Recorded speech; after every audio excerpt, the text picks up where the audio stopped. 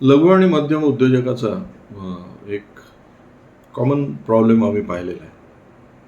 आजकाल आम्ही भरपूर ट्रेनिंग्स त्यावरच करतोय आणि आज भारतामध्ये असं आढळलं की लघु आणि मध्यम उद्योजक वाढत आहेत. पण जसं अमेरिकेमध्ये 80% त्यांचं फेल्युअर आहे, तसं आपलं पण ते फेल्युअर उद्या आज ना उद्या येणारच आहे. याचं one of the major reasons is जसं जसं याचा उद्योग वाढत जातो तसं तसं त्याला चीफ फायनान्शियल ऑफिसर असण्याची गरज समजूनच येत नाही. ते अजूनही विचार करतात माझं अकाउंटिंग जे आहे पूर्वीच्या पद्धतीने झालं पाहिजे, फायनान्स मॅनेजमेंट हा पूर्वीच्या पद्धतीने झाला पाहिजे.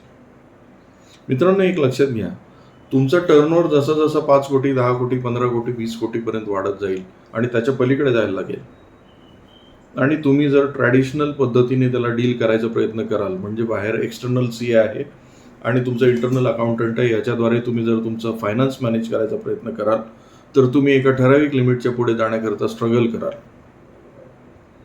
पर्टिक्युलरली 15 ते 20 कोटीच्या नंतर तुमचा स्ट्रगल चालू होऊन जाईल, जर तुमच्याकडे तुम्ही CFO ठेवला नाही तर, चीफ फायनान्शियल ऑफिसर ठेवला नाही तर. या चीफ फायनान्शियल ऑफिसरचं काम काय, तर सगळ्या गोष्टीचं ॲनालिसिस करणे, रेशो ॲनालिसिस करणे, त्यानंतर फायनान्सच्या गरजा समजून घेणे, फ्युचर प्लॅनिंग करणे, बजेटिंग करणे, त्याच्यानंतर प्रत्येक इन्व्हेस्टमेंट फ्युचरची प्लॅनिंग करणे, त्यासाठी किती लागणार पैसा याचं बजेटिंग करणे. हे जोपर्यंत एखादा चीफ फायनान्शियल ऑफिसर तुमच्या बाकीच्या स्टाफसोबत किंवा मुख्य तुमचा जो मेन ऑफिसर आहे जो हँडल करतोय बाकीच्या ॲक्टिव्हिटी, त्याच्यासोबत काम करणार नाही, तोपर्यंत तुमची प्रॉफिटेबिलिटी मेंटेन नाही होणार, तोपर्यंत फंड मॅनेजमेंट नाही होणार. एक्सटर्नल फंड्स किती आणायचे, इंटरनल फंड्स कसे रेज करायचे, कुठून कुठून फंड्स आणायचे, हे सगळं तुमचा चीफ फायनान्शियल ऑफिसर करू शकतो. पण तो CFO न घेता फक्त एक इंटरनल अकाउंटंट आणि CAच्या भरोश्यावर काम कराल तर तुम्ही 15-20 कोटीच्या वर जाताना तुमचा दमछाक व्हायला लागेल, कारण नंतरच्या रिक्वायरमेंट वेगळ्या आहेत हे लक्षात घ्या. आणि आज आपल्या बऱ्याचशा या स्केलला पोहोचलेल्या उद्योजकांचा मेजर प्रॉब्लेम हाच आहे की दे थिंक दॅट की their CA is doing job and their internal accountant is doing job, but they will not grow, किंवा ग्रोथला त्या स्पेस नसेल.